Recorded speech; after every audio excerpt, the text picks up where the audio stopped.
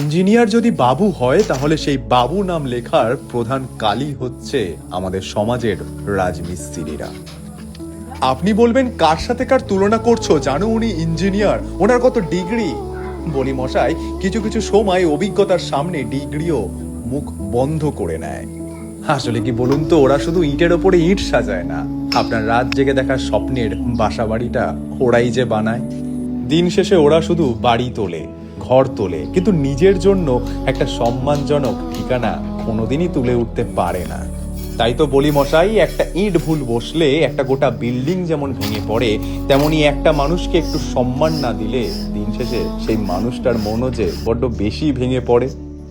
ওরা না হয় সমাজে মিস্ত্রি নামেই বেঁচে থাকুক, তবে ভুলে যাবেন না ওরা শুধুমাত্রই মিস্ত্রি নয়, আপনার আমার বিলাসবহুল গৃহ নির্মাণের ওরা এক একটা শিল্পী।